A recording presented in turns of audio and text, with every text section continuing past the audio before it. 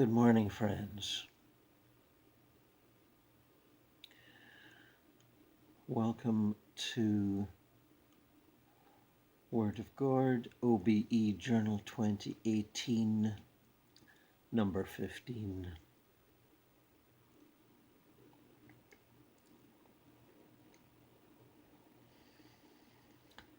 At some point in your out-of-body journeys and adventures and glimpses and intimations,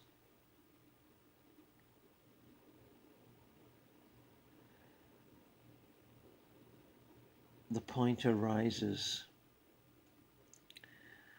often more than once, how does this affect one's attitude to living, one's position on life, one's stance on ethics and morality?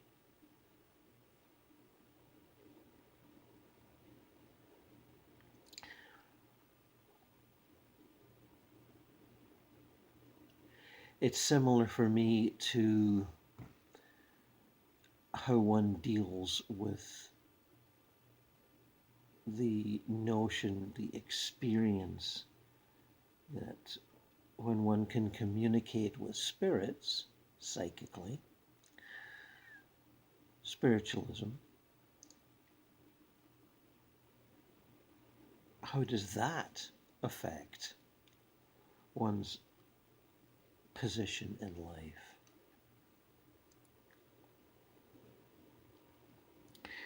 While certainly reducing the occurrence of anxiety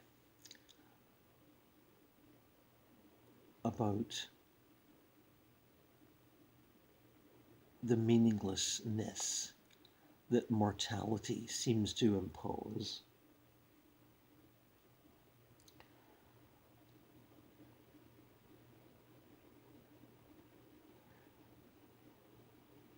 it can free us from limitations, of course. Both of those experiences can free us from limitations.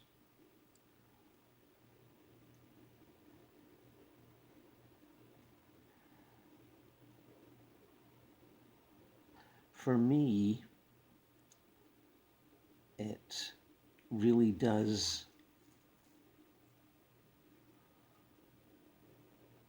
not very much for one's position in life other than what I have just said, reducing fear and anxiety and a sense of meaninglessness.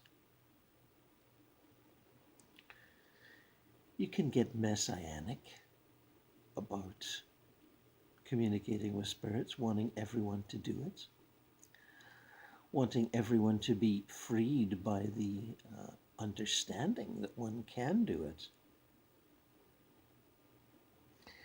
anytime, any place.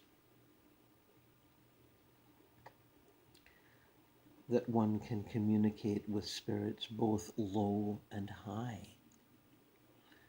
as I expounded, if you like, in More Adventures in Eternity.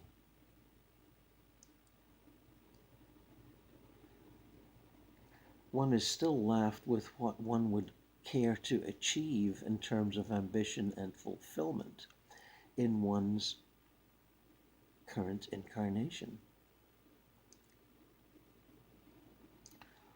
Whatever professional, career ambitions one might have, if any, and we all seem to have some, one way or another, communicating with spirits doesn't really change that. It gives one an understanding of how we evolve and what lies beyond. But it doesn't change the essential factors of day-to-day life.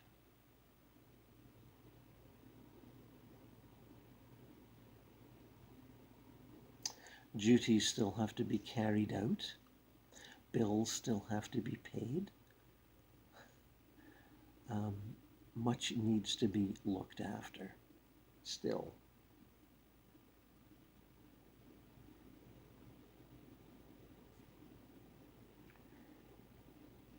One can seek a purity of life, a simplified existence beyond the rat race of capitalism and materialism. One can certainly do that. Whether it's successful or not is another story. I have seen many people retire to monastery-like spiritual retreats, sometimes part-time, sometimes full-time.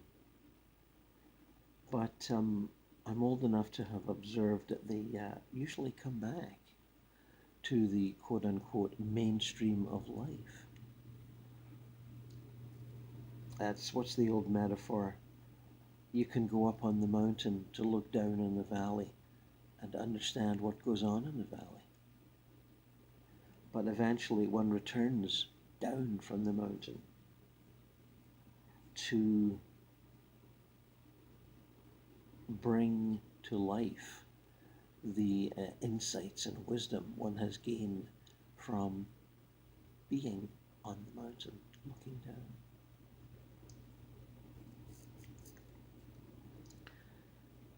It's something similar with out-of-body experience.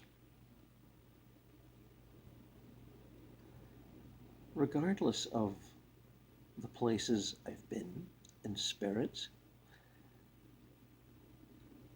and the souls I have encountered and interacted with, the practicalities of life, of my life, still need to be attended to. There's no avoiding them. That may seem like an obvious point, but it's worth repeating. Interacting with spirits when out of body and exploring the endless landscapes and communities of spirit beyond the physical, just to be precise, does not change what one does and has to do when one wakes up in the morning. It certainly gives you a wider perspective, but it doesn't change the unfolding of tasks, shall we say. There is no escaping one's personal responsibilities. And I'm not suggesting that there ought to be either. But some of you may be wondering, what does this out-of-body experience, to give it a rather simplistic expression, what does it all mean? Well, it just means that experience is deeper and wider and more complicated than you ever thought it was.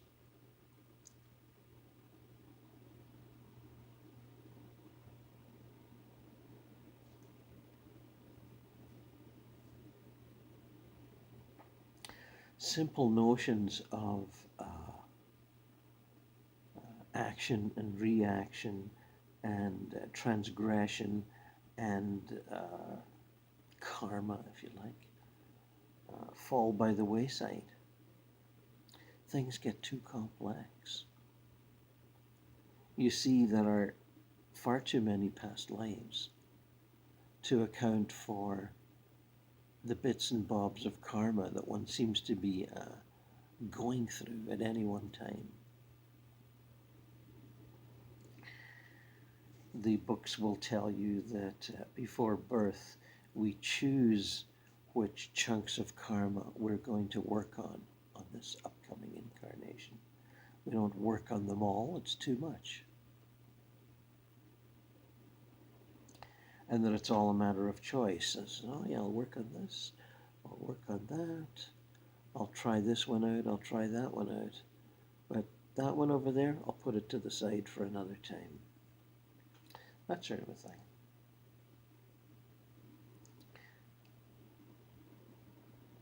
The ordering of options and choices before birth. Yes, well, we all do that, myself included. And out-of-body experience doesn't change that. It gives you more understanding of why you're involved in a certain situation with others that seems intractable, that seems difficult, that seems impossible to resolve. Some karmic situations just have to be lived through. There is no particular resolution to them. One just lives through them. And out-of-body experience is the same. There is no one lesson to be learned or one attitude to be adopted. It's all about being alive and flexible in the moment.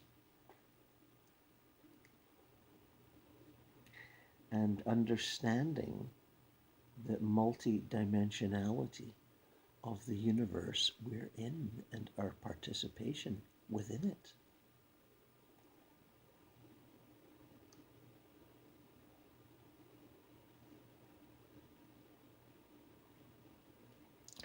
As I've said before, it's important at some point, and most of you will have realized this, I should think, that the many levels of spirit on which souls are having their being continue on, whether you and I on the physical plane are visiting or not. Just as life in other cities continues, whether we pay attention to what goes on there or whether we, functionally interact.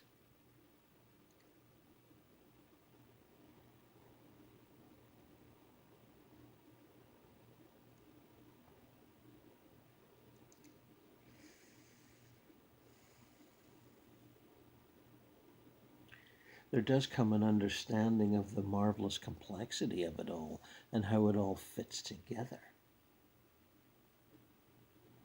Once one gets over the enthusiasm and excitement of conscious participation.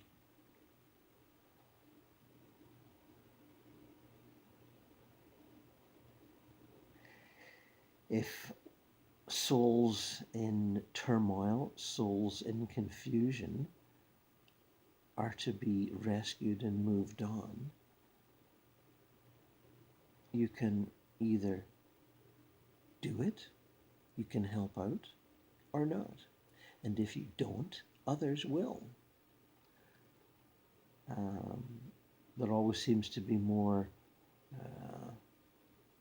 out-of-body assistance required than there are consciousnesses to fulfill those tasks. When one participates in a mass retrieval, as I seem to have done many times, there always seems to be more to be done than there are souls around to do it. But one tends to be so busy that one doesn't have time to sort of ruminate on it. You just keep at it. And tornadoes and hurricanes and landslides and floods and fires, etc., produce so many victims and paths of destruction that to help the souls caught up in their deaths in those traumatic situations is, more than enough to be going on with. Philosophizing about whether there should be more people helping out is for later, if at all.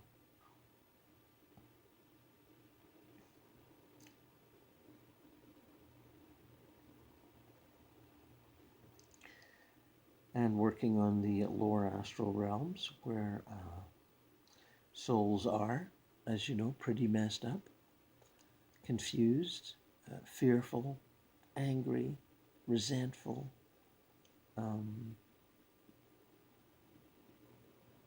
obsessed with low self-esteem, all those sort of things. That can be an endless task too. You can't keep up your sort of I'm going to save everyone attitude, which you might start out with, and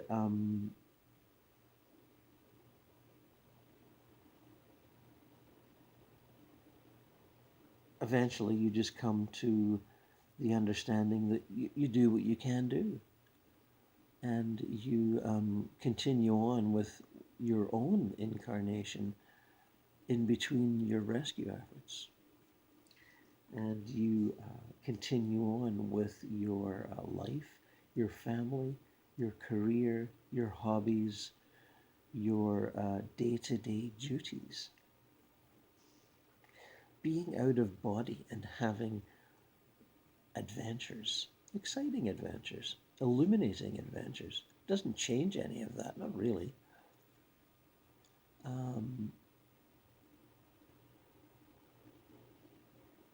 One goes to a concert and one is thrilled with the performance, but one returns to one's life. Refreshed, of course, renewed, refreshed. Just yesterday I was finishing up a book, and in a park area out here where I live, looking out onto the yachts going slowly up the upriver, and watching the leaves falling. It's autumn here, and I was listening to a string trio version of Bach's Goldberg Variations, a piece that I know very, very well. The string trio version is quite sort of different than the piano version, but I was suddenly struck by the great beauty of it all, the great serene beauty of the experience, and felt quite blessed by it. And for a few moments was held in a sort of mild eternal bliss, sort of thing that the great composers can do. And but I came back to life. I came back to the things I had to do next, whichever they were, nothing particularly significant or important, but commitments I had made. And I just reflected on the the pause that refreshes, sitting there listening to it, and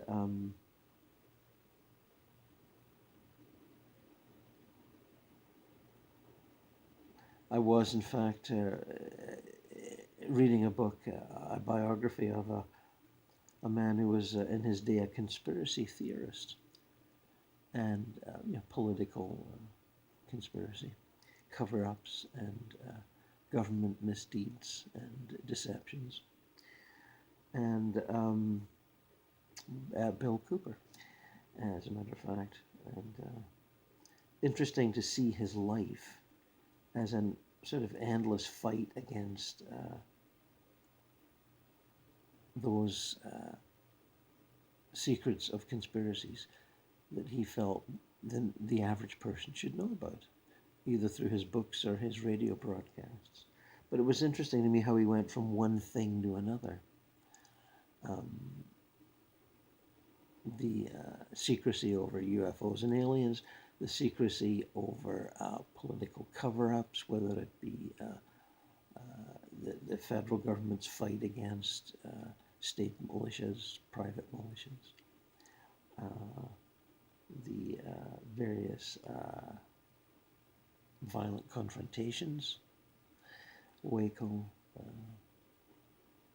etc., onward and onward and onward, and the sense that wars are generated by those who wish to profit from wars, not those who wish to fight the good fight, and all that sort of a thing. And he had his loves. There was certain music that he loved, that he would play on his radio show. But I wondered if, as I was going through this experience of blissful immersion in the music of J.S. Bach, as evidenced by the Goldberg variations, if he'd ever experienced that. Because when one is there in that blissful enrapturement, one doesn't care about anything else. One doesn't care about wars and traumas and natural disasters. One steps outside of time. And one does the same in out-of-body experience. You go to the paradise worlds, you go to the heaven worlds, and you interact with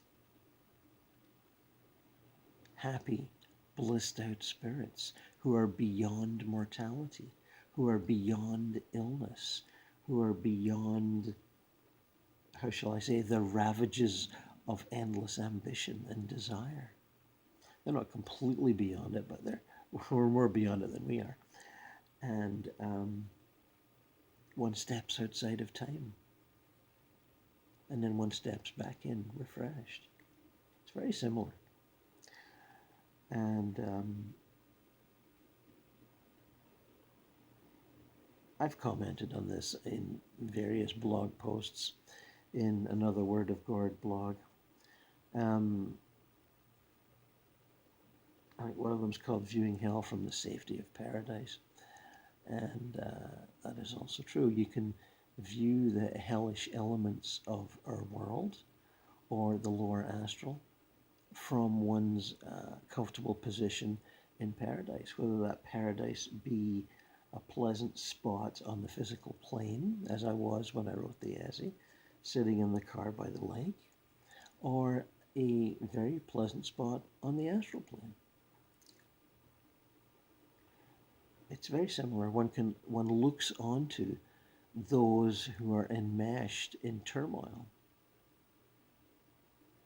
and you can see that their trials and tribulations are chosen. Incarnation is all choice, whether one realizes it or not at the time.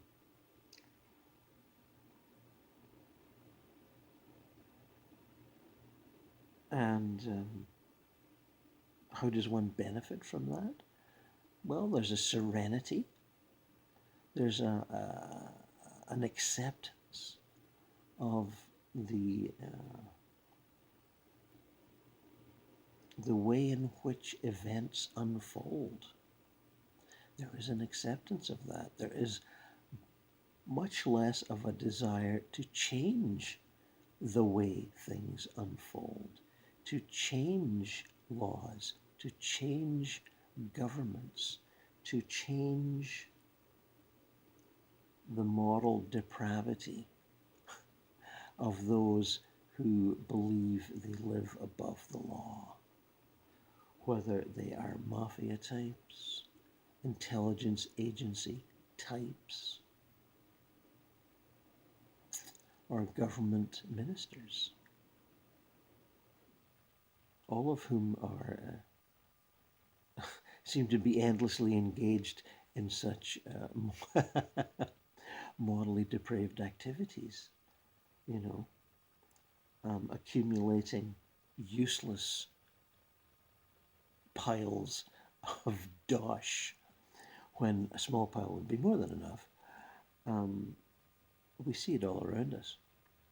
it unfolds constantly. The violent repression of dissent all around the world. You don't agree with the elite, and they rub you out if you embarrass them enough. We see it all around. It never seems to stop. But you don't have to do that.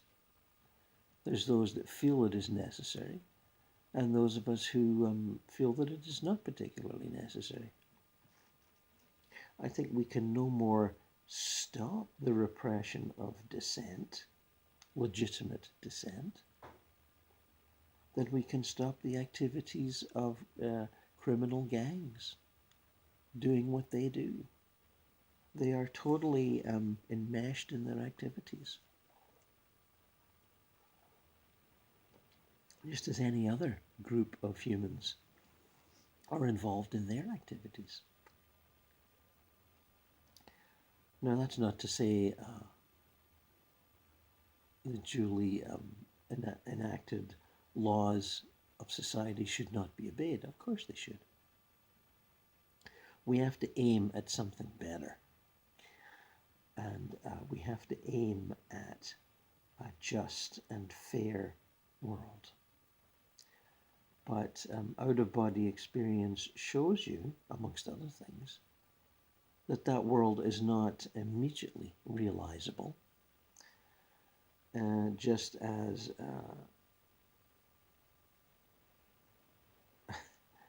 a pleasurable ride in eternity is not immediately realizable. We can visit and then we return, knowing that at some point we will reside in a pleasurable eternity, quite happily.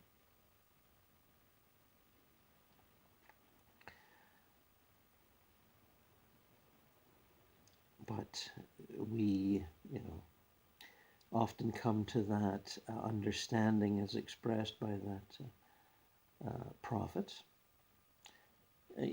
Forgive them, Father, for they know not what they do. And they don't.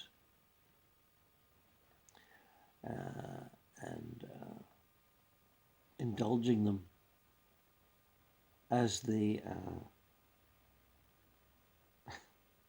thrash about in their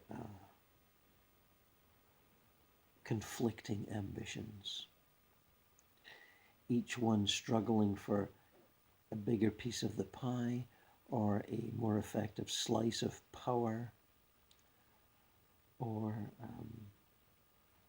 a more settled status amongst others, rather than just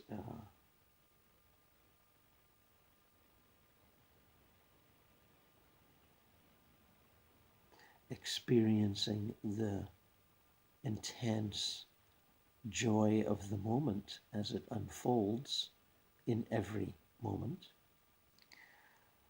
or the intense complexity, if you want to steer away from joy, if that seems a little childish, the intense complexity of the moment, each moment, every moment.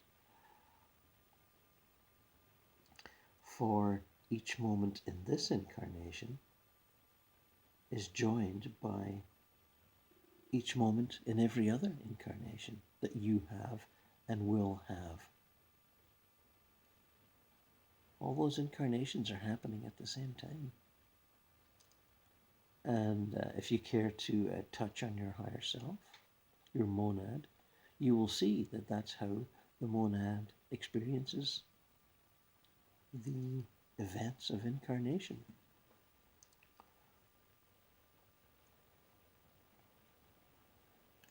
And that can be a dizzying perspective.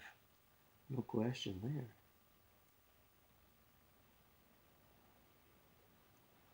I've compared it to watching movies, like watching 100 movies at once. And how real do the joys and sufferings of the actors seem at that point?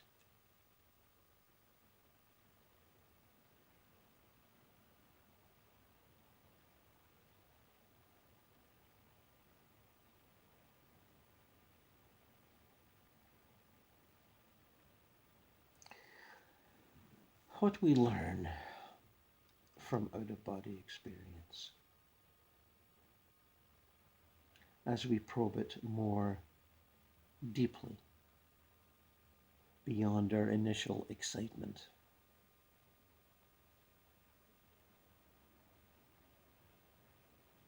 That there is too much going on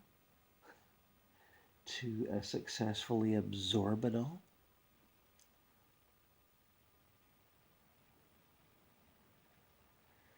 That the very fact of many things unfolding simultaneously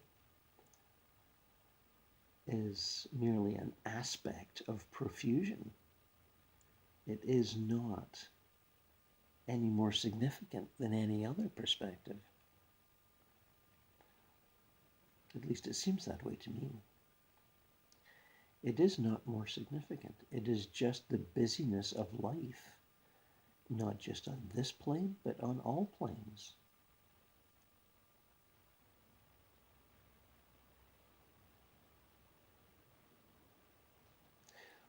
What one human being does or says to another thousands of miles from where you sit at the moment, or what one group of people does in interacting with another group of people thousands of miles away, is no more significant to your life than what is going on in heaven or hell right at this very minute.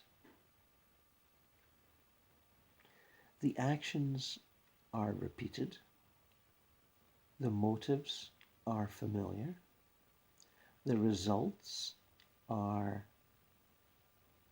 not particularly surprising, and the karma is endless. Action and reaction. Each action produces its own karmic results, and those karmic results produce further karmic results. There is talk of escaping the wheel of incarnation, the endless cycles.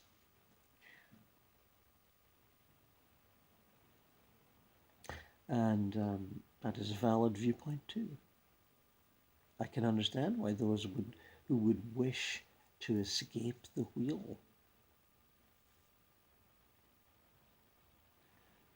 The cycles of being and returning that seem to go on forever.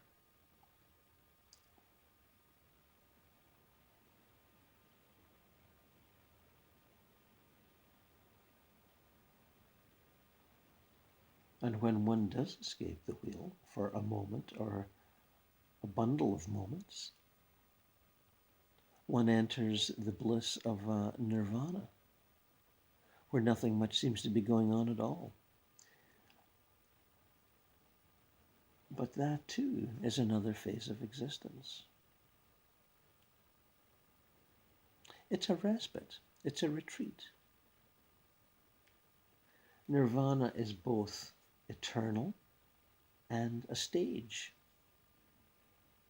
When you're in it, it's eternal. It goes on forever. And when you fall out of it through desire or any number of motivations, you re-enter the worlds of action and reaction. The sufferings of the meat wheel, as I think, did Kerouac call it that? Escaping the meat wheel.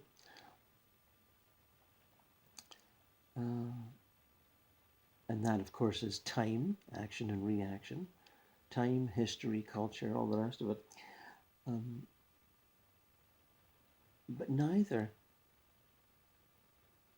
is some kind of ultimate reality. There is no ultimate reality. There's just more and more experiences. And when you tire of your incarnational experiences, when you feel you have learned all that you can learn, and your monad graduates, well, there's plenty of other planets that are looking for, gods and prophets and archangels and devas and all that sort of a thing. You just move on. You graduate to another level. And all of us are headed that way. And that's probably no surprise, given the talks and experiences we've been sharing. So, I come back to this notion of just enjoying your out-of-body projections. Experience and enjoy and absorb and go on. There is no quick fix. There is no ultimate resolution. There will always be conflicting ambitions. And,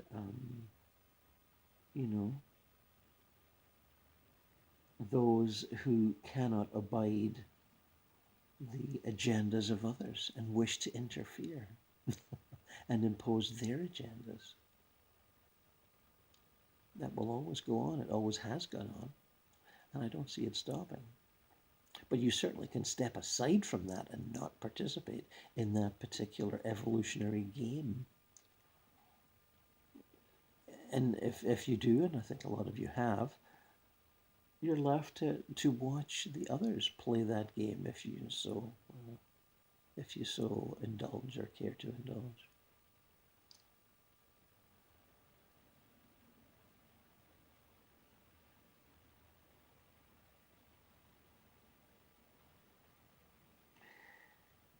And I hope that has covered the topic, at least for now.